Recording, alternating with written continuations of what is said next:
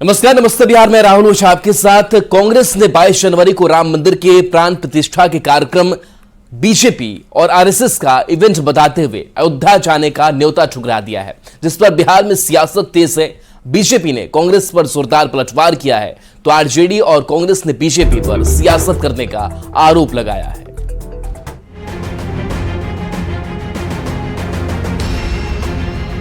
कांग्रेस ने 22 जनवरी को राम मंदिर के प्राण प्रतिष्ठा के कार्यक्रम बीजेपी और आरएसएस का इवेंट बताते हुए अयोध्या जाने के न्योते को ठुकरा दिया है, जिस पर बिहार में सियासत तेज है। बीजेपी ने कांग्रेस पर जोरदार पलटवार किया है तो आरजेडी और कांग्रेस ने बीजेपी पर सियासत करने का आरोप लगाया है। एक तरफ अयोध्या में 22 जनवरी को राम मंदिर की प्राण प्रतिष्ठा को लेकर देश भर में उत्साह है, दूसरी ओर कांग्रेस ने राम मंदिर को लेकर मिले निमंत्रण को ही ठुकरा दिया है। कांग्रेस ने राम मंदिर समारोह को बीजेपी और आरएसएस का इवेंट बताते हुए आयोजन में शामिल होने से इनकार कर दिया। कांग्रेस के न्योता ठुकराने के फैसले ने बिहार की सियासत में गर्मी बढ़ा दी है। बीजेपी ने कांग्रेस पर जोरदार हमला किया है। जो लोग बाबर के मकबरा देखना चाहते थे, वो कैसे अयोध्या में राम लला को अपने घर में स्थापित होते देखेंगे, उस मंदिर में स्थापित होने देखना चाहेंगे, वो कैसे जाएंगे? कांग्रेस पार्टी बाबर के मकबरा देखना चाहती थी, इसलिए वो इसका बहिष्कार कर रही है। बीजेपी के वार पर कांग्रेस और आरजेडी ने पलटवार किया। दोनों पार्टियों ने बीजेपी पर राम मंदिर प्राण प्रतिष्ठा के कार्यक्रम को इवेंट बनाने का आरोप लगाया है। लेकिन बीजेपी तो अयोध्या में भगवान राम के प्राण प्रतिष्ठा को अपना इवेंट बना रही है। ये सियासत का विषय नहीं है, ये धर्म आस्था का विषय है। हालत में धर्म सत्ता के ऊपर राज सत्ता की लाठी चलते नहीं देख सकते, इसलिए हम इस कार्यक्रम में नहीं जाएंगे। जेडीयू का कहना है कि राम सबके हैं, लेकिन कुछ लोग मार्केटिंग में लगे हैं, पर फायदा नहीं होगा। हालांकि जेडीयू प्रवक्ता का टोन कांग्रेस और आरजेडी के नेताओं की तरह बहुत सख्त नहीं है। और राम तो सबके हैं, किसी एक का उन पर एकाधिकार नहीं है। कुछ लोग भले इस मार्केटिंग में लगे रहते हैं, लेकिन इसका कोई फायदा उन्हें नहीं मिलेगा। जहां तक सवाल है राम मंदिर के उद्घाटन समारोह में जाने का, यह हमारे नेता को तय करना। चुनावी साल है, लोकसभा चुनाव में महज कुछ ही महीने बाकी हैं। ऐसे में कांग्रेस ने अयोध्या में राम मंदिर प्राण प्रतिष्ठा के कार्यक्रम को बीजेपी और आरएसएस का इवेंट बताते हुए न्योते को ठुकरा दिया है। जाहिर सी बात है, इस मुद्दे पर देश की सियासत और गरमाएगी। न्यूज़ 18 के लिए पटना से रजनीश कुमार और दिल्ली से संवाददाता शिवम प्रताप की रिपोर्ट। मुजफ्फरपुर के मीनापुर के आरजेडी विधायक मुन्ना यादव ने बीजेपी को लेकर बड़ा बयान दे दिया है। उन्होंने कहा है कि एक तरफ हमारी सरकार नौकरी बांट रही है, वहीं बीजेपी के लोग अक्षत बांट रहे हैं।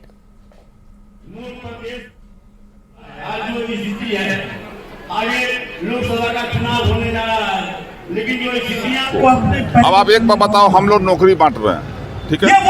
बिहार में भाजपा का लोग क्या कर रहा है? अच्छा तो बांट रहा है। अब पता लगा लो कहीं भी अच्छा तो बांट रहा है। जो आदमी 2 करोड़ नौकरी सकारा, उन नौकरी के नाम पर अच्छा बांट रहा है। जो 15 लाख रुपया जो सकारा, उसके नाम पर अच्छा बांट रहा है।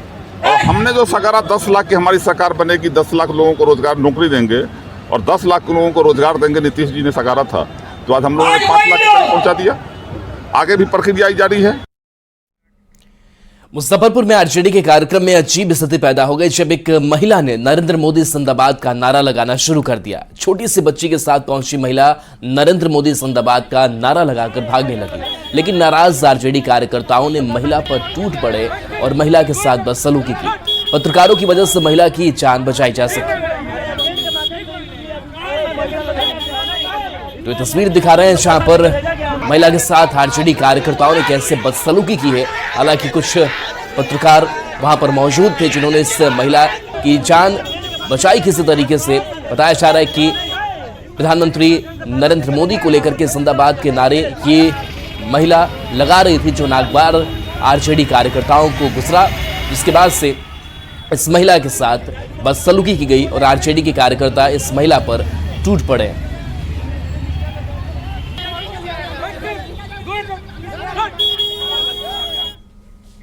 तो राम मंदिर को समर्पित भजन को लॉन्च करते हुए बीजेपी सांसद मनोज तिवारी ने कहा कि राम के थे राम के हैं, राम के रहेंगे। उन्होंने कहा कि 22 जनवरी को राम मंदिर के उद्घाटन के साथ त्रेता युग की शुरुआत हो रही है। विपक्ष पर निशाना साधते हुए उन्होंने कहा कि राम मंदिर का उद्घाटन बीजेपी या आरएसएस का इवेंट नहीं है, बल्कि राम सबके हैं। जो लोग वहां नहीं आना चाहते वह सिर्फ इससे जल रहे हैं। अयोध्या जाकर के कोई अयोध्या जी की और राम मंदिर की रिप्लिका बना करके तो हम कैसे पीछे रहते। हम तो थोड़े दिन पहले गीत गाए थे कि मंदिर अब बनने लगा है, भगवा रंग चढ़ने लगा है। मंदिर जब बन जाएगा सोच नजारा क्या होगा। मगर मैं गाते समय लिखते समय हम और कन्हैया अमितल गाए तो हम नहीं जानते कि नजारा ऐसा होगा। अब ऐसा लगता है कि विश्व राममय है। इंडी गठबंधन में सीटों को लेकर माथापच्ची जारी है। बैठकें तो हो रही है, लेकिन इसका कोई नतीजा नहीं निकल रहा है। सीटों को लेकर कई पार्टियां मानने को तैयार नहीं। कांग्रेस मंथन में ही जुटी है तो जेडीयू के नेता एक सुर में फिर से इस बात पर जोर दे रहे हैं कि सीटों का बंटवारा जितना जल्द हो उतना बेहतर, वरना दिक्कत होगी। विरोधियों के बीच सीटों को लेकर जारी घमासान पर बीजेपी तंज कस रही है। ये रिपोर्ट आपको दिखाते हैं। नेता एक वॉइस में बात करें और एक दूसरों के खिलाफ बात करने में कोई फायदा नहीं है। तो मेरा यही सबसे विनती है।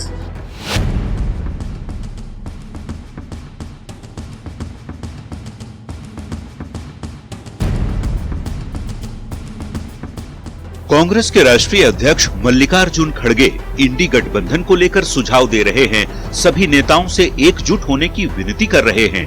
तो इंडी अलायंस की बड़ी सहयोगी जेडीयू के नेता एक सुर में सीट शेयरिंग जल्द से जल्द कराने की बात फिर से कहने लगे हैं। इसकी कोशिश सब लोगों को करना चाहिए और जो विलंब हो रहा है उससे थोड़ी दिक्कत हो रही है तो जल्दी से जल्दी करना चाहिए। बड़े नेताओं को बैठ करके एक साथ मिल बैठ कर इसका हल निकालना चाहिए। बिहार सरकार के एक और मंत्री अशोक चौधरी और पार्टी के मुख्य प्रवक्ता केसी त्यागी भी 17 सीटों वाला तर्क कुछ इस अंदाज में समझा रहे हैं। हमारा 17-16 मांगने का ये है कि हमारे पास नीतीश कुमार का वोट बैंक है, नीतीश कुमार की का चेहरा है और जब नीतीश कुमार जिसके साथ रहे हैं उसका पलड़ा भारी रहा है तो नेचुरली हम तो उन परिस्थितियों और उन स्थितियों पर ही हम 17 सीट मांग रहे हैं। ऐसा तो है नहीं कि हम एग्जिस्ट नहीं कर सकते हैं। आम सहमति जो गठबंधन के दलों में बन रही है इंडिया गठबंधन में वो ये है कि जीती हुई सीटों को ना छेड़ा जाए। तो हम 16 सीटों पर काबिज हैं और आरजेडी को अपने मित्र पार्टियों के साथ सीटों का बंटवारा करें। जेडीयू की डिमांड पर जवाब कांग्रेस अध्यक्ष मल्लिकार्जुन खड़गे दे रहे हैं। भरोसा है जल्द सब कुछ सेट हो जाएगा। शेयरिंग अपने अपने एरिया में वो तो कर रहे हैं और हमारे लोग भी जिस जगह जो पूछना है वो हमारी कमेटी जाके पूछ रही है तो वो जल्द से जल्द निपटा लेंगे। वहीं विपक्षी गठबंधन में सीट शेयरिंग को लेकर जारी माथापच्ची पर बीजेपी के नेता तंज कस रहे हैं और हमला भ्रष्टाचार के साथ ही परिवारवाद को लेकर भी किया जा रहा है कि भाई 26 दल है और 26 की अलग अलग महत्वाकांक्षाएं हैं। किसी को अपना वंश बचाना है, किसी को अपना परिवार आगे बढ़ाना है। और जो 2024 में लोकसभा का चुनाव होगा, आदरणीय प्रधानमंत्री नरेंद्र मोदी के नेतृत्व में एनडीए पिछले से बहुत ज्यादा सीटों पर सफल होगी। बिहार में जेडीयू के नेता लगातार इस बात पर जोर दे रहे हैं कि पार्टी की सीटिंग 16 सीटों पर तो समझौते का सवाल ही नहीं। ऐसे में गठबंधन को लेकर आरजेडी के साथ ही लेफ्ट नेताओं से बातचीत का सुझाव देकर नीतीश कुमार की पार्टी बार बार गेंद कांग्रेस के पाले में डाल रही है। देखना होगा बीजेपी के खिलाफ बनी विपक्षी पार्टियों के गठबंधन में सीटों पर बात आखिर कब तक बन पाती है। न्यूज 18 के लिए दिल्ली से अमितेश सिंह और पटना से आनंद अमृतराज के साथ ब्यूरो रिपोर्ट।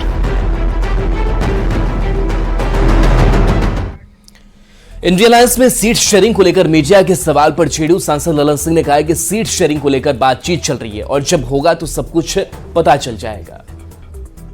तो जो सीट है या सीट का बंटवारा जब होगा तब ना आपको पता चलेगा कि कौन कितना सीट पर लड़ रहा है। पहले से उसका आकलन आप आकलन कर रहे हैं, आपके आकलन करने का कोई मतलब तो है नहीं। तो जब सीट शेयरिंग हो जाएगा तब आपको बता दिया जाएगा। कांग्रेस नेता राहुल गांधी 14 जनवरी से न्याय यात्रा पर निकल रहे हैं। राहुल गांधी 26 से 28 जनवरी के बीच पूर्णिया और सीमांचल पहुंचेंगे। पूर्णिया के रंगभूमि मैदान में उनकी बड़ी रैली होगी। इसको लेकर तैयारी है। कांग्रेस के प्रदेश अध्यक्ष अखिलेश सिंह पूर्णिया पहुंचे। पूर्णिया में अखिलेश सिंह ने कांग्रेस कार्यकर्ताओं और स्थानीय पार्टी के पदाधिकारी के साथ बैठक की। अखिलेश सिंह ने कहा कि राहुल गांधी की न्याय यात्रा से कांग्रेस और महागठबंधन को काफी फायदा होगा। कि राहुल गांधी जी का, जो हम लोगों के सर्वमान्य नेता हैं कांग्रेस पार्टी के और इस देश के, उनका भारत जोड़ो न्याय यात्रा 14 जनवरी से मणिपुर से प्रारंभ होना निश्चित हुआ है। वो यात्रा नॉर्थ ईस्ट से होते हुए, आसाम से होते हुए, बंगाल से गुजरते हुए और बिहार के सीमांचल में प्रवेश करेगा। किशनगंज जिला से शुरू होगा और अररिया, पूर्णिया और कटिहार होते हुए फिर उसको बंगाल में वापस जाना है। जॉर्डन में भारत के 120 मजदूर फंसे हुए हैं। उसमें 5 मजदूर बिहार के सीतामढ़ी के भी हैं। इन सबकी गुहार है कि उन्हें जल्द से जल्द वापस अपने देश लाया जाए। सीतामढ़ी के सांसद चाहते हैं कि सभी मजदूरों की सुरक्षित वापसी हो। ये रिपोर्ट आपको दिखाते हैं। बिहार सरकार से और नरेंद्र मोदी से विनती करते हैं सर, हम लोग हेल्प कीजिए, हम लोग बुरी हालत में सर फंसे हुए हैं। हाथ जोड़कर वतन वापसी की गुहार लगा रहे ये वो भारत के 120 मजदूर हैं जो जॉर्डन में फंसे हैं। कई महीनों की इनकी सैलरी बकाया है। वहीं अब तो खाने पीने की दिक्कत आने लगी है। जॉर्डन में फंसे इन 120 मजदूरों में बिहार के सीतामढ़ी के भी 5 मजदूर हैं। इनके नाम मोहम्मद कुर्बान, राजेश कुमार, राजू कुमार, मोहम्मद जाकिर और जुनैद बैठा हैं। ये सभी कमाने के लिए जॉर्डन गए थे, लेकिन अब कई महीनों तक सैलरी ना मिलने से इनका हाल बेहाल है। इन सभी श्रमिकों ने वीडियो जारी कर सरकार से वतन वापसी की गुहार लगाई है। सर मेरा नाम राजेश कुमार हुआ सर, सीतामढ़ी जिला मेरा घर हुआ सर। हम लोग जॉर्डन अम्मान में आए हुए थे सर, हम लोग काम करने के लिए सर। हम लोग को 2 महीने से अधिक कंपनी बंद हो चुकी है सर। हम लोगों को इधर देखने वाला सर इधर नहीं है सर।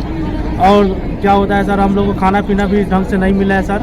हम लोग अभी बुरे हालात में फंसे हुए हैं सर। आज के डेट में सर हम हॉस्टल मालिक बोल के गया है कि तुम लोग को जो भी हॉस्टल का आदमी है सभी आदमी बाहर निकल जाओ।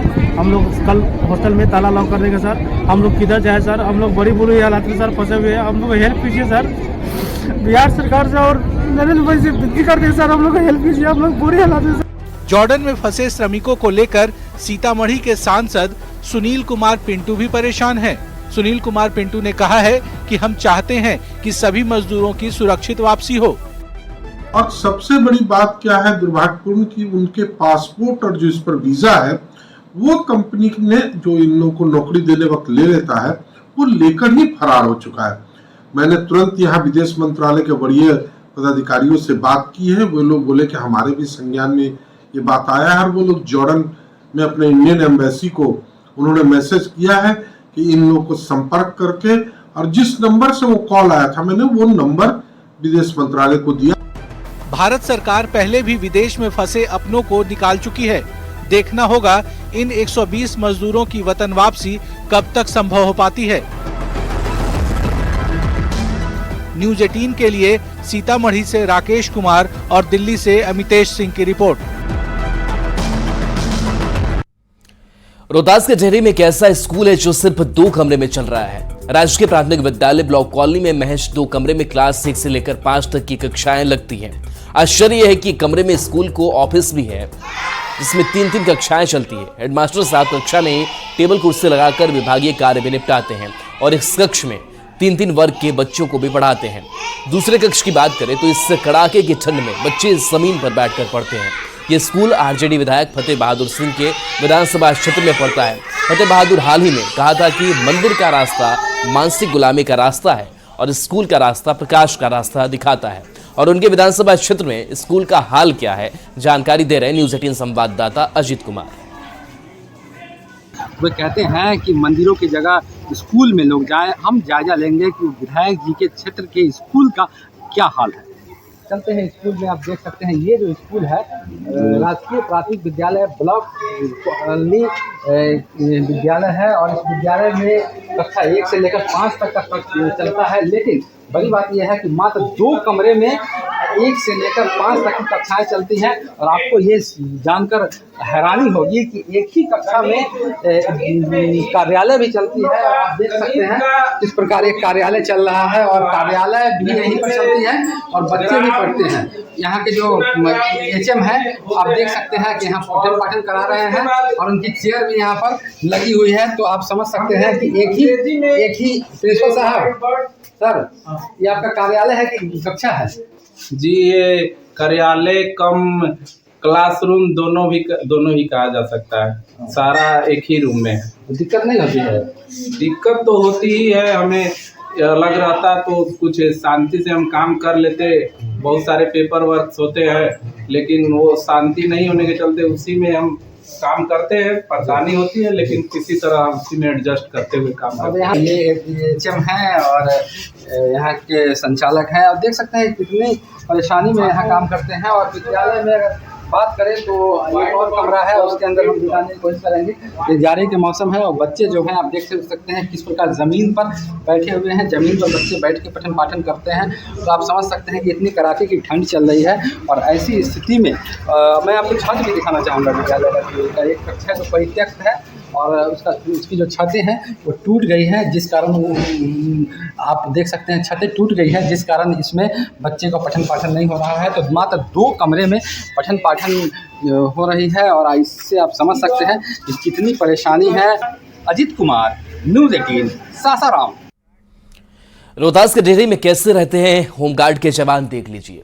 स्पीक आवास के पास संसारी भवन में गृह रक्षा वाहिनी के 40 होमगार्ड रहते हैं, जो करीब करीब खंडहर बन चुका है। किसी तरह से बांस बल्ले से छत को बचाया गया है। सासाराम संवाददाता अजीत कुमार की इस रिपोर्ट को देखिए। उनके विधानसभा क्षेत्र में लोग, खासकर जो पुलिस के जवान हैं, वो कैसे रहते हैं उसकी एक बानगी मैं आपको दिखा रहा हूँ। कि ये जो भवन है कब ध्वस्त हो जाएगी कोई नहीं कह सकता है, क्योंकि यह कई दशकों से परित्यक्त है और अंसारी भवन है। इसमें न दरवाज़ा है, न खिड़कियों की सुरक्षा है, और आसपास जंगल है। फिर भी लोग जो हैं वो जवान जो है अपनी जान जोखिम में डालकर यहीं रहते हैं। बड़ी बात है कि यहाँ जो है बिहार गृह रक्षा वाहिनी का जो जवान रहते हैं उनके तमाम हथियार भी यहीं पर रहते हैं। और आप देख सकते हैं कि किस प्रकार जो है परित्यक्त भवन में इन लोगों का वक्त कटता है। कैसे रहते हैं इसमें? बहुत दिक्कत से रह रहे हैं। तो बहुत दिक्कत से रह रहे हैं, इसमें रह पा रहे हैं। जीवन हम हाथ पर मौत के लेकर आ रहे हैं। इसमें कहता है लोग कि सांप बिच्छू निकल रहा है, बहुत निकलता है। देखिए रे, पूरा बंजर रह रहा है, इधर नहीं रहने का जगह है, बाहर में रह रहे हैं किसी तरह। यहाँ पर रहना बहुत मुश्किल हो गया है जवान को। मकान तो गिर रहा है, एक तरफ से गिरिए रहा है। देखिए सब गोल लगा कर किसी तरह इस पर रहा है, पर तो ऊपर से गिर रहा है, तो लकड़ी उकड़ी का लगा कर इसकी तरह रहे हैं। देख लीजिए इधर चादर उधर सब लगा हुआ है, दरवाजा वगैरह भी नहीं, कुछ नहीं है। देख लीजिए टाट लगा हुआ है। और हथियार की सुरक्षा वगैरह कैसे करते हैं? 24 घंटा हाथ में लिए रहते हैं। कहीं पर पेशाब करना भी मुश्किल हो गया है। ये जवान है जो अपने परिवार से दूर, घर से दूर, हमारे समाज की रक्षा के लिए है, लेकिन इनके रहने की व्यवस्था जो है मुकम्मल तरीके से नहीं है। मैं आपको दिखाना चाहूँगा। देखिए ये किस प्रकार जर्जर है, और यहाँ पर रिपोर्टिंग करना भी खतरनाक है कि न जाने कब छत की दरो दीवार गिर जाए और लोग जो हैं यहाँ घायल हो जाएं। तो इस प्रकार काफ़ी समस्या का सामना कर रहे हैं यहाँ के जवान। और यहीं के विधायक फतेह बहादुर सिंह जी हैं। जी बताइए, ये कैसे रहा नहीं जाए? देखिए राय साहब कि हम लोग कौन स्थिति से रह रहे हैं। हम लोग उतना जर्जर स्थिति में रह रहे हैं कि सांप बिच्छू हम लोग के काट देगा, कोई लिमिट नहीं। अभी 4 रोज की बात है, जबकि यही हमारे बेडिंग पे करार सांप मारे हैं। जी, अभी यही मौजूद आदमी है जो करार सांप अभी 4 रोज हुआ मार के फेंके हैं नीचे। हथियार की सुरक्षा कैसे करते हैं? हथियार की सुरक्षा हम लोग ना सोते, देखिए रहे अभी दिन में थोड़ा सा सोए हैं, फिर चल दिए ड्यूटी। रात में भी हम लोग जाते हैं तो 2-4 आदमी जरूरियत रह के जाते हैं। क्या नाम है आपका? हमारा नाम शशि भूषण पासवान पड़ेगा। ये शशि भूषण जी हैं और बिहार गृह रक्षा वाहिनी के जवान हैं, और अपनी जान जोखिम में डालकर किसी तरह हमारे समाज की, हमारी रक्षा करते हैं। लेकिन इनके रहने की, आवासन की उचित व्यवस्था नहीं है। अजीत कुमार, न्यूज़ 18, डेहरी ऑन सोन, सासाराम। नवादा सदर अस्पताल के डेंटल वार्ड में इन दिनों मरीजों का इलाज नहीं हो पा रहा है। डेंटल वार्ड में सबसे महत्वपूर्ण डेंटल चेयर इन दिनों मामूली खराबी के कारण इस्तेमाल नहीं हो पा रहा है। यूं कहे तो अधिकारियों की लापरवाही के कारण मामूली खराबी को भी नहीं बनाया जा रहा है, जिसके कारण अस्पताल में इलाज कराने आए लोगों का इलाज नहीं हो पा रहा है। डेंटल सर्जन इलाज नहीं कर पा रहे हैं।